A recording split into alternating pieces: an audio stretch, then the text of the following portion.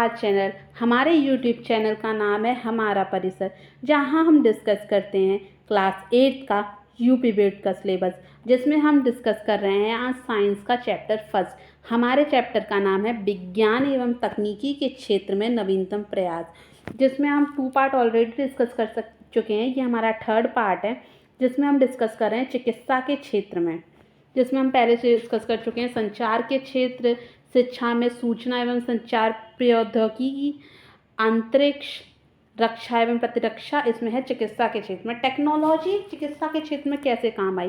पहले हमारे वैद्य होते थे, जड़ी बूटियां घोट के देते थे, वो हमारी नब्ज पकड़ते थे और हमारी बीमारियां बता दे सकते थे। आजकल ब्लड टेस्ट होते हैं, हमारी बॉडी में कहीं भी पेन है या कोई मसल दब गई है, हम सीटी स्कैन करवा सकते हैं, एमआरआई करवा सकते हैं। पूरा बॉडी अंदर चला जाता है और एक एक फंक्शन का काम बता देते हैं कि आपकी बॉडी के इस पार्ट में ये दिक्कत है। ये सब तो टेक्नोलॉजी से ही हुआ है ना। साइंस ने जो टेक्नोलॉजी की है उससे पहले लोगों की जानें बहुत जाती थी, उन्हें सही इलाज ना मिलने के कारण बीमारियां ठीक से पता नहीं चलती थी क्या दिक्कत है। अब टेक्नोलॉजी की सुविधा से ये सुविधा हो गई है कि सही इलाज मिल पाता है सही समय पर अगर पहुंच जाए व्यक्ति। चिकित्सा के क्षेत्र में, चिकित्सा में आधुनिक मशीनें जैसे स्कैनर, एक्सरे, इंडोस्कोप आदि का प्रयोग और आधुनिक युग में बढ़ती घातक बीमारियों से बचने एवं रोकथाम के लिए निदान मूलक एवं उपचार मूलक तकनीक का प्रयोग। आपने देखा था ना, ये कोरोना काल आया था। कोरोना काल में वैक्सीन डॉक्टर्स ने तो बनाई थी, किसकी मदद से? साइंस की मदद से, टेक्नोलॉजी की मदद से। साइंस और टेक्नोलॉजी बहुत इम्पॉर्टेंट है फ्रेंड। रेडियोग्राफी, एंजियोग्राफी, कंप्यूटर, सीटी, मैग्नेटिक रिजोनेंस, ड्रामेजिक, एमआरआई, सोनोग्राफी। बच्चा जब हमारे गर्भ में होता है तब सोनोग्राफी होती है। चिकित्सा के क्षेत्र में टेलीविज़न नवीनतम उपलब्धि है। हम अपने बेबी को देख पाते हैं टेलीविज़न पर, कि उसका कंप्यूटर पर देख पाते हैं कि धड़कनें सुन पाते हैं। तो ये क्या है? टेक्नोलॉजी है ना। पहले कहाँ सुन पाते थे।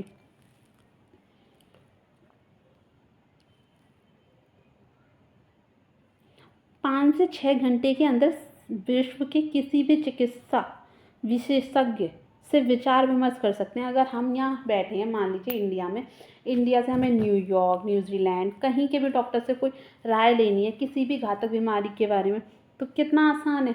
बस कॉन्फ्रेंस कंप्यूटर के इस तरफ वो हम बैठे होंगे, इस तरफ वो बैठे होंगे, अपनी रिपोर्ट्स दिखाइए, उनको खुद का एक्सपीरियंस बताइए, आपको कैसा फील हो सकता है। वो वहाँ से प्रिस्क्रिप्शन भी लिख सकते हैं, वो आपको प्रिस्क्रिप्शन लिख के देंगे, आप यहाँ किसी से भी ऑर्डर कर सकते हैं। मेडिसिन भी ऑनलाइन मंगाई जा सकती हैं, कितनी सारी वेबसाइट है। बस आपको, अगर आप नहीं जाने में समर्थ हैं, बस अगर आप मान लीजिए विदेश में रहते हैं, आपके घर वाले यहाँ रहते हैं, मान लीजिए चलो इंडिया में भी रहते हैं, आप मुंबई रहते हो, आपके घर वाले उत्तर प्रदेश में रहते हैं, आप उनके लिए वहाँ से मेडिसिन भी ऑर्डर कर सकते हो। ये सब टेक्नोलॉजी है बेटा। अंग प्रत्यारोपण मतलब आपके अगर हाथ में कुछ हो गया है और आपको हाथ की ज़रूरत है तो वो भी हो सकता है। लेग ट्रांसप्लांट होता है, लंग्स ट्रांसप्लांट होता है। प्रत्यारोपण मतलब ट्रांसप्लांट। अगर आपके अंग का कोई भाग, मतलब आपकी बॉडी का कोई भाग वर्क नहीं कर रहा है, हार्ट ट्रांसप्लांट, आई ट्रांसप्लांट, मतलब कुछ लोग होते हैं ना कि मृत्यु हो जाएगी उनकी, तो उसके बाद वो अपने बॉडी का कोई ना कोई पार्ट किसी को दे देंगे, दान कर देंगे, अंग दान कहते हैं ना, वो होता है। इसमें टेक्नोलॉजी की सहायता से ही तो हुआ है। हीमोडायलिसिस होता है, प्रोस्थेसिस होता है। भारत में जीका विषाणु के लिए जीका बैंक नामक टीके की खोज हुई। और आपको पता है, बैंक में ब्लड बैंक जैसे भी पैसा इकट्ठा होती है ना, वैसे ब्लड बैंक होती हैं।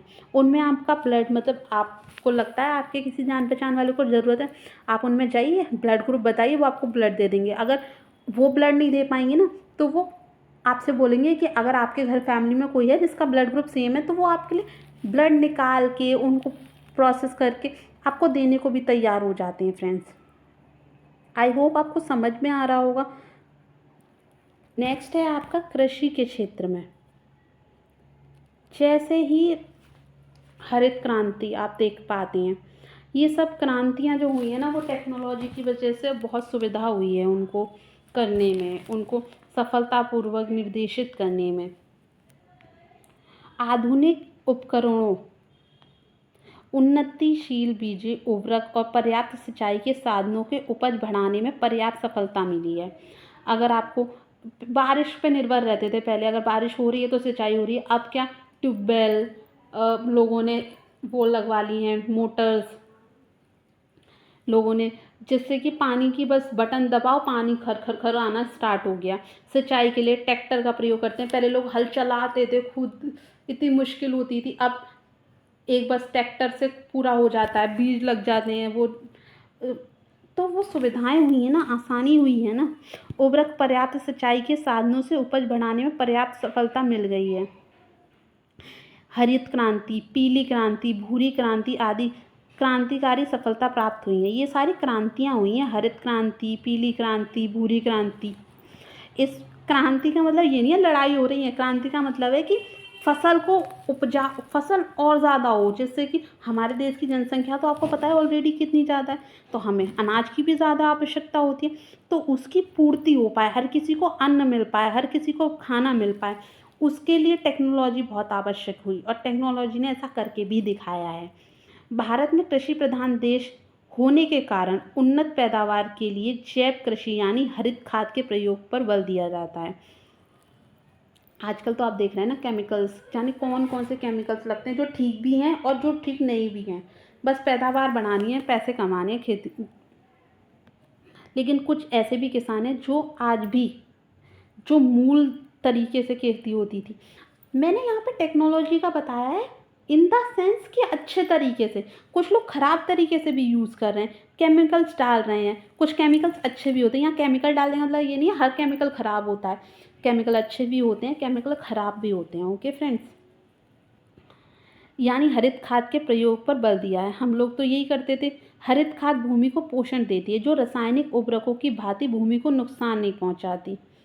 अगर आप सीख जाए ना खेती कैसे करनी चाहिए, तो जैसे कुछ लोग होते हैं गेहूँ कर रहे हैं तो गेहूँ ही करेंगे हर बार, चावल कर रहे हैं तो चावल ही करेंगे, ऐसा नहीं होता है। उससे ना जो आपका खेत है वो उतना उर्वरक नहीं रहता। आपको खेती जो कर रहे हैं वो बदल बदल के करनी चाहिए, इस गेहूँ किया है तो चावल करो, जौ किया है तो बाजरा करो, ऐसे ना पोषक तत्व बने रहते हैं, क्योंकि चावल को जो न्यूट्रिशन चाहिए होता है वो धरती से खींचता रहता है, तो वो उतनी उपजाऊ नहीं बनी रहती है। ओके फ्रेंड्स, कृषि के उन्नत जैव पीड़क, कीटनाशक, इंसेक्टिसाइड्स नियंत्रण विधि, नाइट्रीकरण रोधक, कृषि के क्षेत्र में सौर ऊर्जा का प्रयोग, जल उपलब्धता न होने पर छिड़काव तंत्र विधि का प्रयोग, नाइट्राइट डाले जाते हैं जिससे नाइट्रीकरण हो सके उसका खेत का। क्षेत्र में सौर ऊर्जा क्या होती है, सूरज से एनर्जी लेना। आपने देखे ना पैनल्स लगा दिए जाते हैं लोगों की छतों पे, देखे होंगे सौर ऊर्जा, उससे वो बिजली लेते हैं। सोलर पैनल्स लगाए जाते हैं, कुछ इस तरीके के होते हैं, ऐसे दिखते हैं, ऐसे ब्लॉक जैसे बने हुए होते हैं, छतों पे लगाए जाते हैं। आपने देखे होंगे सोलर पैनल, हो सकेगा तो मैं नेक्स्ट में फ़ोटो लगा दूँगी जिससे आपको समझने में आसानी हो जाए सोलर पैनल क्या होते हैं।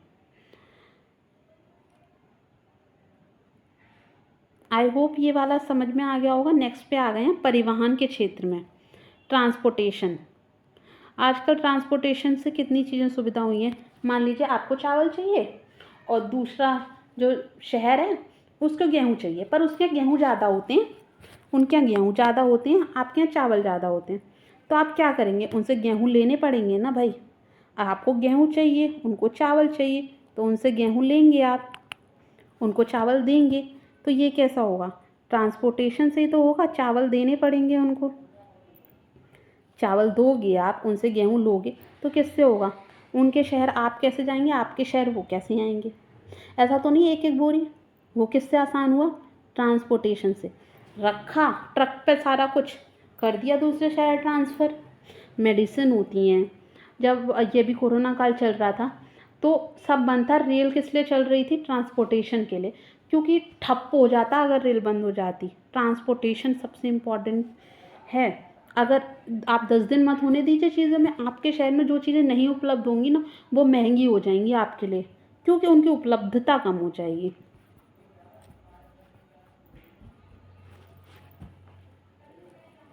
तो नेक्स्ट है विनिर्माण, सॉरी ये मैंने पढ़ाया नहीं,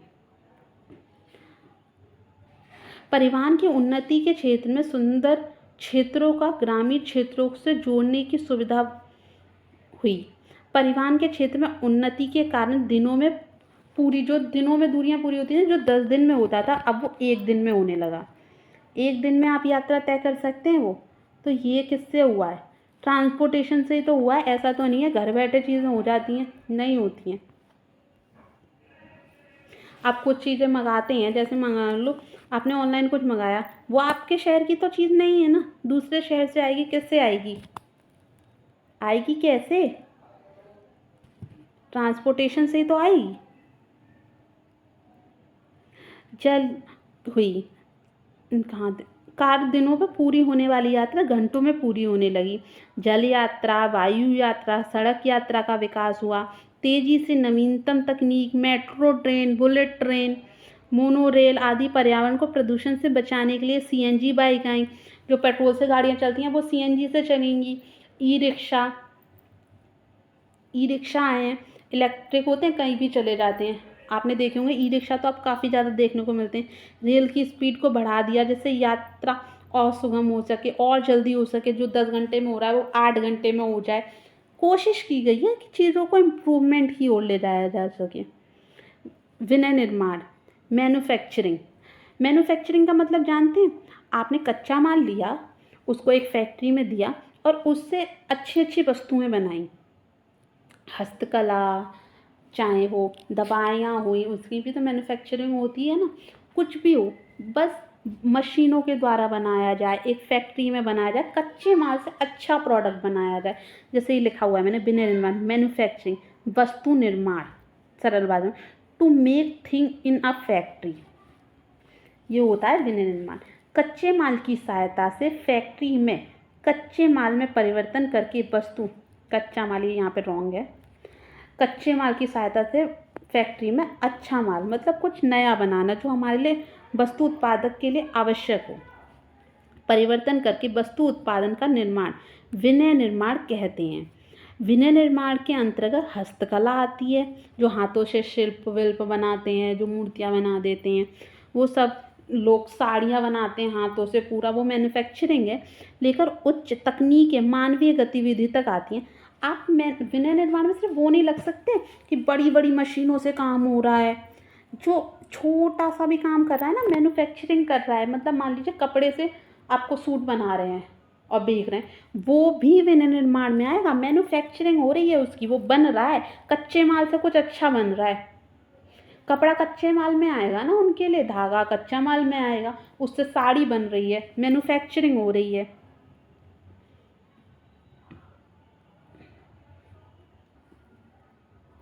औद्योगिक उत्पादन, कच्चा माल बड़े पैमाने पर तैयार माल में बदलना।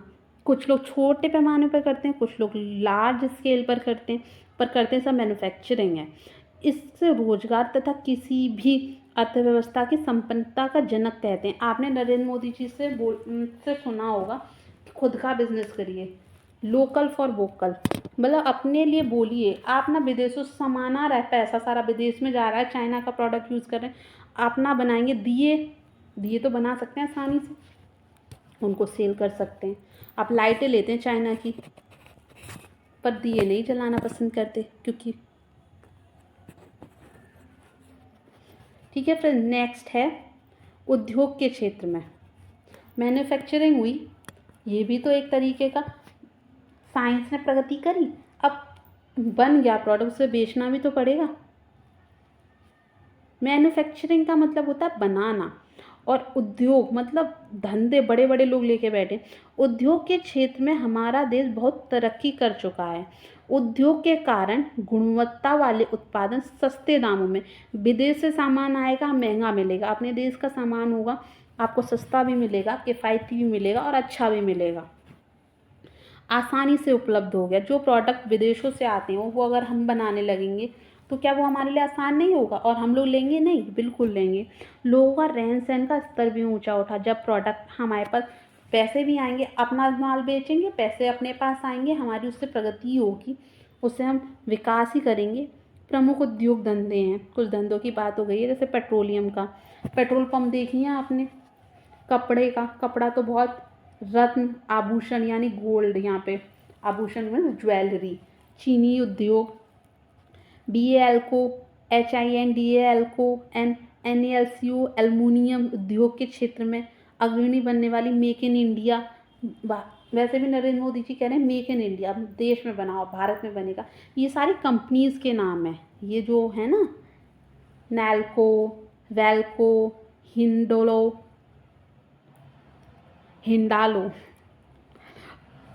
इनके प्रोनाउंसिएशन नहीं हो सकते, कैपिटल फॉर्म में लिखे हुए इनके बड़े बड़े नाम हैं कंपनीज़ के, जो आपके लिए इंपॉर्टेंट नहीं है, इसलिए मैंने आपको नहीं बताए।